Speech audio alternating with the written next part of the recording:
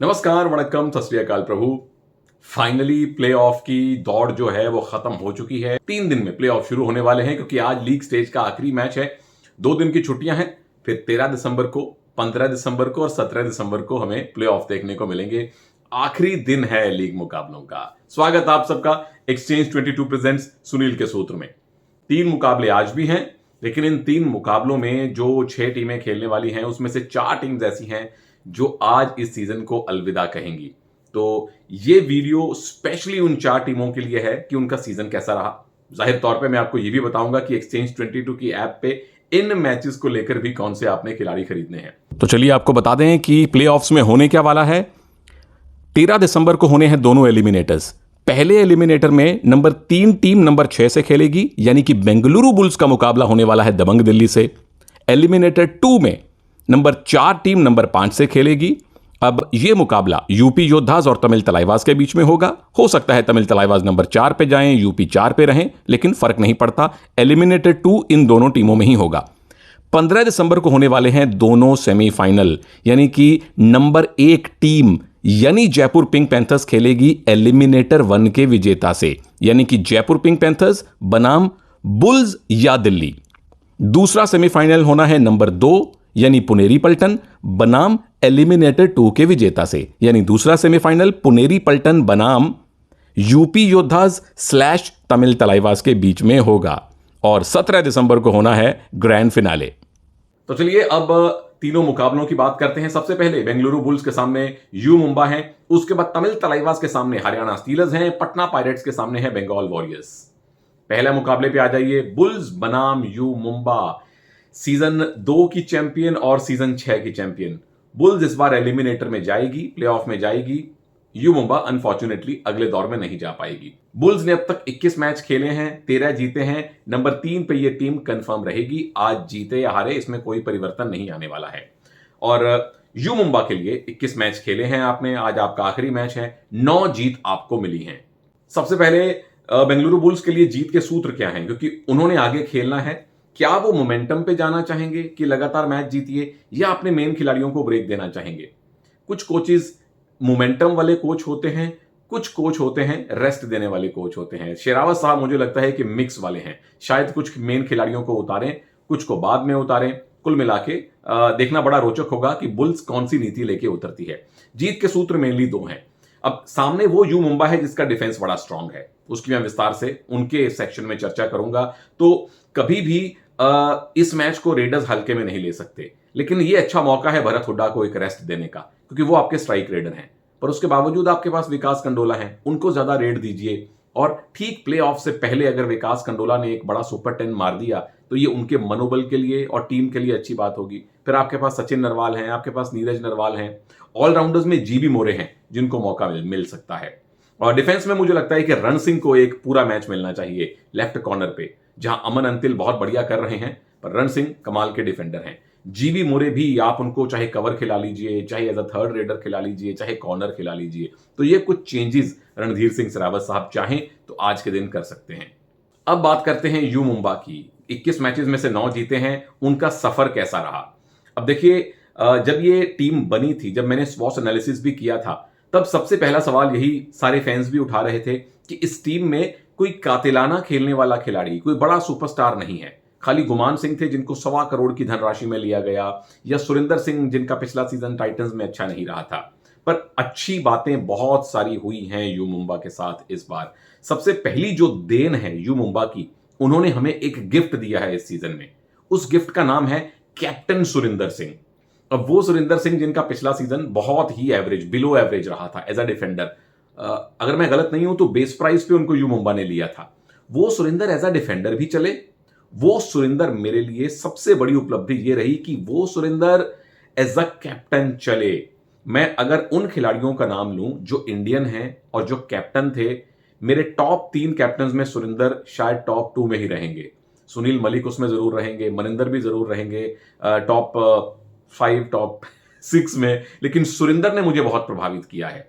पूरी डिफेंस को वो साथ लेके चलते हैं, डिफेंस से लगातार बात करते हैं, रेडर के कंधे पे हाथ रख के हर रेड से पहले कोई मंत्र उसके कान में फूंकते हैं, ठीक फजल की तरह। लेकिन ये बहुत अच्छी सूचना है भारतीय कबड्डी के लिए कि सुरेंदर एज अ कैप्टन बहुत मैच्योरिटी दिखाई उन्होंने। दूसरा तोहफा हमें दिया अनिल चपराना के तौर पे। पिछले सीजन में अनिल चपराना टीम के असिस्टेंट कोच थे, पहली बार वो चीफ कोच बने हैं और कबड्डी के जगत में सो कॉल्ड बड़ा नाम नहीं है। मतलब जैसे कई ऐसे कोचेज हैं जो ट्रॉफीज जीत चुके हैं, जो फाइनल पहुंच चुके हैं, या जो as a player Asian games जीते हुए हैं। अनिल उनकी कैटेगरी में नहीं आते। तो ऐसी एक यंग टीम को, जिसके पास अनुभव बहुत ज्यादा नहीं है, इस टीम को तकरीबन अभी 2-4 दिन पहले तक उन्होंने प्ले ऑफ की दौड़ में बनाए रखा था। जब टीम के मेन रेडर गुमान चोटिल हो गए, मेन डिफेंडर सुंदर बाहर चले गए, फिर भी टीम का मनोबल टूटने नहीं दिया और उससे पहले बड़ी बड़ी टीम्स को हराया है। तो इसका क्रेडिट अनिल चपराना को जरूर मिलना चाहिए। तीसरी अच्छी बात यह हुई कि जैसे मैंने पहले कहा, टीम में कोई बहुत बड़े स्टार नहीं थे, पर टीम यूनिट की तरह खेली। डिफेंस ओरिएंटेड टीम थी। मेरी फेवरेट 5-2 की फॉर्मेशन को इन्होंने बहुत खूबसूरती से लागू किया। 5 डिफेंडर्स, आशीष भी कई बार डिफेंस में, तो 6-1 हो जाया करती थी फॉर्मेशन। टीम बहुत बढ़िया खेली। कुछ आंकड़े मैं आपको बता रहा हूं कि कितने बढ़िया इनका डिफेंस रहा है। 201 सफल टैकल इन्होंने पिछले 21 मैचेस में किए हैं। नंबर 5 इनका रैंक है। तकरीबन 11.25 सफल टैकल प्रति मैच इन्होंने किए हैं, वहां भी उनका 5वां रैंक है। और सफल टैकल कितने किए, यानी 100 टैकल किए तो 42 कामयाब रहे, नंबर 2 इनका रैंक है। यह बहुत अच्छी बात है।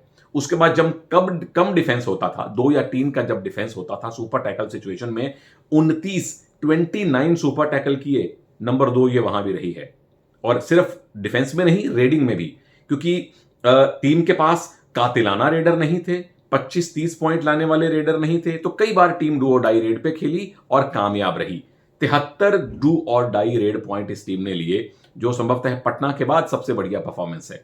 तो ये काफी सारी ऐसी चीजें हुई हैं जो अनिल चपराना ने अपने टीम के साथ की हैं। क्योंकि कोच का काम ये होता है कि जो संसाधन आपके पास हैं, जो रिसोर्सेज आपके पास हैं, उनका बेहतरीन इस्तेमाल कीजिए, और वो इस टीम ने करके दिखाया है। क्या अच्छी बातें नहीं हुई? रेडिंग के विभाग में इस बार परेशानी हुई। डिफेंस ओवरऑल बहुत संतोषजनक खेला, लेकिन रेडर्स के आंकड़े देखिए। गुमान सिंह लगभग 8 रेड पॉइंट प्रति match, not bad. Ashish 5 red point प्रति मैच और लगभग 1 टैकल पॉइंट प्रति match. Jai Bhagwan 4.25 raid point प्रति match. Haider Ali Ikrami 3.25 raid point प्रति मैच। तो ये आंकड़े सुन के ही आपको पता चल गया कि टीम के लीड रेडर की एवरेज अगर 8 है, तो वो एक लीड रेडर की एवरेज नहीं है, वो एक सपोर्ट रेडर की एवरेज है। तो एक लीड रेडर की कमी टीम को महसूस हुई। जो पहले अभिषेक सिंह हुआ करते थे, एक सीजन में सिद्धार्थ देसाई बने थे, उससे पहले लगातार अनूप रेशांक की जोड़ी लगातार खेलती थी, वो एक चीज इस बार टीम को कमी महसूस हुई है। इसीलिए टीम डू और डाई रेड पे खेली, इसीलिए कुछ एक मैचेस आपको हारने पड़े। But overall you Mumba well done. You Mumba ने हमें दिखाया है कि प्रो कबड्डी के मैच जीतने के लिए आपको सुपरस्टार्स की जरूरत नहीं होती, एक अच्छे गेम प्लान की, एक अच्छी यूनिट की जरूरत होती है। और कई मैचेस गुमान के बिना खेले जीते, सुरेंदर के बिना खेले जीते।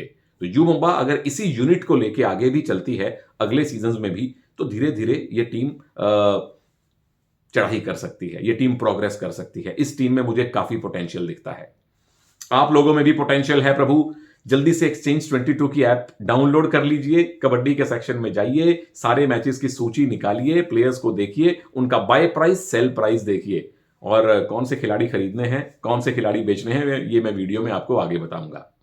अब बात करते हैं दूसरे मुकाबले की। तमिल तलाइवास के सामने है हरियाणा स्टीलर्स। तमिल तलाइवास तो पहले वेल डन, पहली बार आप वीवो प्रो कबड्डी के प्ले ऑफ में पहुंचे हैं। Haryana tough luck brother, better luck next time. Tamil Thalaivas 21 matches आपने खेले हैं, 10 जीते हैं, 5वें पे रहे, 4थे पे रहे। आपका जो एलिमिनेटर मैच है वो यूपी योद्धा से ही होने वाला है। सामने है हरियाणा स्टीलर्स, नंबर 6 पे हैं, 6 पे ही रह सकते हैं, उससे ऊपर जाने की गुंजाइश नहीं है। 21 में से 9 मैच आपने जीते हैं, और एक मैच जो अभी जयपुर पिंक पैंथर्स से हारा था, वो अगर जीत जाते तो ये मैच इनके लिए शायद प्ले ऑफ में जाने का रास्ता बन सकता था। उधर आइए तमिल तलाइवास पर। जीत के सूत्र क्या हैं? अब हरियाणा निर्भीक होकर खेलेगी, तमिल तलाइवास को यह भी सोचना पड़ेगा बुल्स की तरह, क्या अपनी मेन टीम उतारेंगे, स्पेशली नरेंद्र कंडोला, क्योंकि आपके लिए स्ट्राइक रेडर वो हैं। तो हो सकता है इस मैच में नरेंद्र कंडोला को रेस्ट मिले, रेस्ट दे दीजिए, जरूरी है उनके लिए। नंबर 2, जो हिमांशु सिंह हैं, राइट रेडर हैं, उनका इस्तेमाल पिछले काफी मैचेस से हुआ नहीं है, और हो सकता है कि एलिमिनेटर में आपको 3 मेन रेडर जाके यूज करने पड़े। और चूंकि राइट के रेडर हैं, अजिंक्य पवार के साथ वैरायटी लेके आएंगे, उनको टीम में शामिल कीजिए, स्ट्राइक रेडर बनाइए, हरियाणा के डिफेंस को सरप्राइज कीजिए। तीसरा आप ये काम कर सकते हैं कि अजिंक्य पवार तो निश्चित तौर पे अगले मैचेस खेलेंगे जब तक आप इस सीजन में बने हुए हैं, तो उनके साथ एक्सपेरिमेंट करें। 6-7 के डिफेंस में अजिंक्य पवार कुछ रेड करें, 4 और 5 के डिफेंस में भी रेड करें, 2 और 3 के डिफेंस में भी रेड करें, ताकि आपको अगले मैचेस के लिए एक क्वेश्चन मिल सके, एक गेम प्लान मिल सके।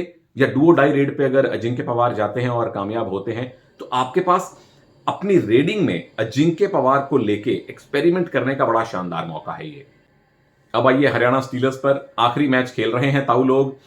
टुकड़ों में कुछ एक पैचेस में इस टीम ने बहुत बढ़िया प्रॉमिस दिखाया। एक पैच ऐसा आया कि टीम लगातार मैच हारती रही और अब प्लेऑफ में नहीं जा पाएगी। अच्छी चीजें क्या हुई? सबसे पहले इस टीम ने डिफेंस में बहुत प्रभावित किया। 39% इनके टैकल सफल रहे। चौथा रैंक है इस टीम का ओवरऑल डिफेंस में। डिफेंस करके किसने दिया? स्पेशली आपकी कवर्स की जोड़ी जयदीप दहिया, मोहित नांदल पिछली बार पहली मर्तबा खेले थे। ये जोड़ी रिटेन की हरियाणा स्टीलर्स ने। राकेश कुमार से मनप्रीत के पास जोड़ी आई और इस जोड़ी ने थोड़ा लेट ही चले मोहित, लेकिन ओवरऑल प्रदर्शन इन दोनों का काफी संतोषजनक था। तीसरी अच्छी बात यह रही कि मंजीत दहिया ने एक स्ट्राइक रेडर बनने की खूबियां दिखाई हैं, ग्लिम्पसेस दिखाए हैं। लगातार एज अ स्ट्राइक रेडर अच्छा नहीं खेले, लेकिन बीच बीच में ऐसे कुछ पैच आए हैं जिसको देख के पता चलता है कि मंजीत दहिया को थोड़ा और कॉन्फिडेंस देके, थोड़ा और प्रैक्टिस करवा के एक मनिंदर की, नवीन की, पवन प्रदीप की आप कैटेगरी में धीरे धीरे ला सकते हैं। कौन सी चीजें अच्छी नहीं हुई इस टीम के साथ? अगर कवर चले तो कॉर्नर्स में दिक्कत आई। कभी जोगिंदर लेफ्ट कॉर्नर खेले, कभी नितिन रावल खेले। राइट में स्टार्ट करते थे आमिर हुसैन बस्तामी, एंड करते थे Monu Hooda, and vice versa. तो कॉर्नर्स सेट हो नहीं पाए। जोगिंदर थे अनुभवी, जो टीम के कैप्टन भी थे, लेकिन नितिन को तरजीह दी गई। नितिन आते हैं तो फिर टीम में एक एक्सपीरियंस कैप्टन नहीं रहता। आमिर हुसैन पे 60-65 लाख रुपए खर्चा किया गया, उतना उनका प्रदर्शन अच्छा रहा नहीं। तो कॉर्नर्स ने इस बार थोड़ा परेशान किया मनप्रीत सिंह को। दूसरी खराब बात यह रही कि किसी भी मैच में 2 रेडर एक साथ नहीं चले। एक पैच ऐसा था कि मंजीत लगातार अच्छा खेल रहे हैं, मीतू अच्छा नहीं खेल रहे। दूसरा पैच ऐसा आया, मीतू बहुत बढ़िया खेल रहे हैं, मंजीत की परफॉर्मेंस नीचे चली गई। तो एक रेडर अगर चलता है तो या तो वो प्रदीप पवन वाला काम करे, यानी अकेले ही 30-35 रेड पॉइंट लेके आए। अगर एक रेडर 30 पॉइंट या 25 पॉइंट नहीं ले सकता है, तो फिर दोनों का एक साथ चलना जरूरी है, जो इस सीजन में बहुत कम हुआ हरियाणा के साथ। और तीसरी दिक्कत यह रही कि तीसरा रेडर लगातार ये डिपार्टमेंट स्ट्रगल करता रहा। राकेश नरवाल अंत में कुछ मौके मिले, कृपंजन बीच बीच में आए, विनय को तो इस बार मौके ना के बराबर मिले। तो बेंच पे 3 बहुत बढ़िया रेडर थे, लेकिन थर्ड रेडर मुझे लगता है कि किसी एक रेडर को लगातार खिलाना चाहिए था 5-6 मैचेस। फिर कुछ मैच ऐसे थे जब टीम 5-2 पे खेली, 5 डिफेंडर खेले, तो थर्ड रेडर की गुंजाइश नहीं बनी, तो आप डुओ डाई रेड पे खेले। तो ये रेडिंग विभाग को लेकर थोड़ी सी दिक्कतें हुई इस टीम में। अब तीसरे मुकाबले की बात करते हैं। पटना पायरेट्स के सामने है बंगाल वॉरियर्स। दोनों का सफर इस सीजन में खत्म हो चुका है, और स्पेशली पटना पायरेट्स पिछली बार के फाइनलिस्ट, और बंगाल वॉरियर्स जिन्होंने बीच में बहुत तगड़ी परफॉर्मेंस दी थी। पटना 21 मैचेस में से 7 जीते, बंगाल वॉरियर्स 21 में से 8 जीते।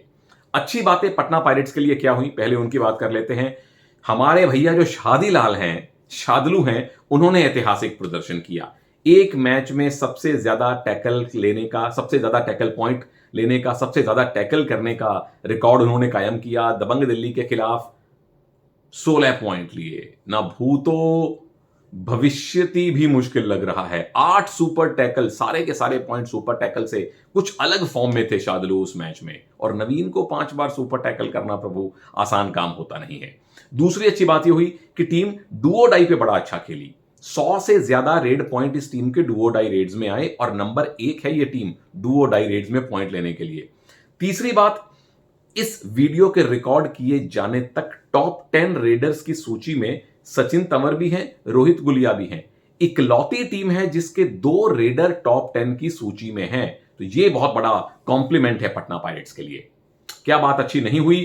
ओवरऑल टीम ने पॉइंट कितने बनाए मैच में? 32 पॉइंट प्रति मैच बनाए। जो कि नीचे से नंबर 2 की परफॉर्मेंस है, यानी कि नंबर 11 की परफॉर्मेंस है। यानी ओवरऑल आपने इतने पॉइंट हर मैच में बनाए ही नहीं कि आप मैच जीत पाए। दूसरी खराब बात यह रही कि शार्दुल को छोड़ के बाकी डिफेंडर बहुत ज्यादा अच्छा नहीं खेले। सुनील कुछ एक टुकड़ों में अच्छा खेले। शार्दुल की स्टार्ट बहुत ही खराब हुई थी, धीरे धीरे फॉर्म पकड़ी। कवर्स में left cover Sachin, Manish try किए गए, कोई नहीं चला। नीरज बहुत अनुभवी और मेरे फेवरेट खिलाड़ियों में से एक हैं, इस बार चल नहीं पाए, तो डिफेंस में बहुत इस बार दिक्कत रही। तीसरी बात, इस टीम के पास थर्ड रेडर ही नहीं था। सचिन, रोहित टॉप 10 में, दोनों के पास 125 150 पॉइंट। तीसरा रेडर जो भी खेला, मुश्किल से 10-12 पॉइंट है तीसरे रेडर के। अब्दुल इंसमाम खेले, एक दो खिलाड़ी और खेले, मतलब पहले दो रेडर्स के 150 पॉइंट और थर्ड के 10 पॉइंट। इसी से सारी की सारी कहानी पता चल जाती है। और फिर जब आप दो रेडर्स के साथ खेलते हैं तो दोनों का चलना जरूरी होता है। जैसे मैं पहले बात कर रहा था, एक रेडर भी अगर खामोश रख लिया गया तो दूसरा फिर मैच नहीं जितवा पाएगा। चौथी खराब बात यह हुई कि शुरू में आप जो डुओ डाई रेड पे खेले, वो आपकी स्ट्रेटेजी चली, आखिर के कुछ मैचेस में ये स्ट्रेटेजी बैकफायर कर गई। क्योंकि डुओ डाई रेड पे खेलने पर आप तभी मैच जीत सकते हैं जब आपको डिफेंस का सपोर्ट मिले, जब आपकी डिफेंस लगातार अच्छा खेले। जिस मैच में आपके डिफेंस विरोधी रेडर को पॉइंट लीक करेगी, वहां डुओ डाई रेड पर 14-15 अगर आप रेड पॉइंट लाएंगे तो वो मैच नहीं जितवा सकते। सामने आई है बंगाल वॉरियर्स, बहुत स्ट्रॉन्ग टीम, मजबूत टीम लग रही थी। 3 बहुत कमाल के रेडर, 2-3 बड़े अच्छे डिफेंडर इस टीम में शामिल हैं, लेकिन परफॉर्मेंस उतनी तगड़ी हो नहीं पाई। अच्छा क्या रहा, माइटी मनिंदर, एक तो उनको नाम मिला आप लोगों के कहने पे और वैसा परफॉर्म करके दिखाया। तकरीबन 250 के आसपास पॉइंट। एक मैच पहले तक, यानी 21 मैचेस जब तक इस टीम ने खेले हैं, 14 सुपर 10 मनिंदर ने लगाए हैं, जो बहुत ही आला दर्जे की परफॉर्मेंस है। नंबर 2, श्रीकांत जाधव बड़े अच्छे सपोर्ट रेडर बन के निकले, जो मनिंदर को रेडिंग में चाहिए था। कुछ एक मैचेस छोड़ दें, ओवरऑल अच्छा सपोर्ट मिला श्रीकांत जाधव का। तीसरी अच्छी बात क्या रही, गिरीश अर्नायक और शुभम शिंदे की जोड़ी बहुत बढ़िया खेली। आखिर के कुछ मैच आते आते गिरीश थोड़े इंजर्ड हो गए तो जोड़ी टूट गई। सुरेंद्र नाड़ा आए, अच्छा खेले, लेकिन गिरीश और शुभम ओवरऑल एक दो मैचेस छोड़ दें तो इस कॉर्नर्स की जोड़ी ने प्रभावित किया। क्या बातें अच्छी नहीं रही, तीसरे रेडर की कमी इस टीम को खली। और दीपक निवास हुड्डा, मेरे favourite all-rounder, all time best all-rounders में से एक, मंजीत, दीपक हुड्डा, एक सांस में ये नाम लिए जाते हैं। दीपक का एक रेयर ऐसा सीजन जहां वो नहीं चल पाए। इससे पहले तकरीबन हर सीजन में, तकरीबन हर मैच में वो एक लेवल की परफॉर्मेंस देते थे। दीपक नहीं चले तो टीम पे प्रेशर आया। मनोज गौड़ा खेले, अजिंक्य कापरे खेले, कोई प्रभावित कर नहीं पाया। दूसरी बड़ी बात, फेल टैकल इस टीम ने भर भर के किए। गिरीश जैसे रेडर पॉइंट लेते हैं लेकिन पॉइंट देते भी हैं। शुभम के साथ भी यही प्रॉब्लम थी, कवर्स के साथ भी यही प्रॉब्लम थी। और तीसरी दिक्कत आई कवर्स में। कॉर्नर चलिए कम से कम पॉइंट ला रहे थे, कवर्स की जोड़ी शुरू में सेट नहीं हुई। बाद में धीरे धीरे वैभव गर्जी और बालाजी की जोड़ी सेट हुई, और जब सेट हुई उनको चेंज कर दिया गया। मैं सुलेमान पहलवानी की वकालत कर रहा था। पहलवानी तब आए जब टीम के 3 मैच बचे थे और तकरीबन तीनों मैचेस जीतने जरूरी थे। आशीष सांगवान और पहलवानी की जोड़ी तब उतारी गई जब आपके कवर सेट हो गए थे। तो कुछ एक चेंजेस क्यों हुए हम अनुमान नहीं लगा सकते। और चौथी सबसे बड़ी दिक्कत इस टीम के लिए यह रही कि मनिंदर पे अति निर्भरता। टीम जैसे सोच के आई थी कि मनिंदर अच्छा खेलेंगे तो हम जीतेंगे। एक मैच था जब देखने में लग रहा था कि शायद मनिंदर फिट नहीं है, बाकी खिलाड़ी भी अच्छा नहीं खेल रहे थे, क्योंकि कहीं उनके दिमाग में यह चला गया था कि मनिंदर तो पूरी तरह फिट नहीं है, ये 20 पॉइंट लेंगे नहीं तो हम कैसे मैच जीतेंगे। ये चीजें टीम को खराब करती हैं। चलिए अब आखिर में आपको बता दूं कि आपने एक्सचेंज 22 की ऐप पे कौन से खिलाड़ी खरीदने हैं। पहला मैच चूंकि बेंगलुरु बुल्स और यू मुंबा का है, तो बुल्स के लिए नीरज नरवाल जरूर ले लीजिए, विकास कंडोला जरूर ले लीजिए और रण सिंह पाजी को ले लीजिए। मुझे लगता है आज खेलेंगे और बढ़िया खेलेंगे। सामने यू मुंबा है, गुमान सिंह जरूर लीजिए। सुरेंद्र के खेलने पे मुझे डाउट है, खेले ना खेलें तो आशीष लीजिए, और साथ में रिंकू जो आपके राइट कॉर्नर है। दूसरा मैच है तमिल तलाइवाज और हरियाणा स्टीलर्स के बीच में। अगर नरेंद्र को रेस्ट मिलता है तो अजिंक्य पवार जरूर खरीद लीजिए और साथ में साहिल गुलिया लेफ्ट कॉर्नर जरूर खरीद लीजिए। हरियाणा में मीतू मंजीत की जोड़ी जरूर लीजिए और साथ में जयदीप दहिया जो आपके लेफ्ट कवर हैं उनको ले लीजिए। पटना पायरेट्स और बंगाल वॉरियर्स का मुकाबला है। सचिन तंवर, रोहित गुलिया और हमारे भैया शादीलाल, इन तीनों को ले लीजिए। और बंगाल वॉरियर्स में जो आपकी रेडर्स की जोड़ी है, माइटी मनिंदर और श्रीकांत जाधव को जरूर खरीदिए। और जरूर बताइए कि आपकी प्रिडिक्शन क्या है। जो 13 दिसंबर को, अभी 2 दिन का ब्रेक है, फिर 13 दिसंबर को हम लौटेंगे। कौन सी टीमें एलिमिनेटर जीतेंगी, दिल्ली और बुल्स, तमिल तलाइवास, यूपी योद्धास? अपनी प्रेडिक्शन नीचे कमेंट में बताइए। तो फिर आपसे मुलाकात होगी उसी दिन उस एलिमिनेटर्स के नए वीडियो के साथ। Thank you very much. जय हिंद।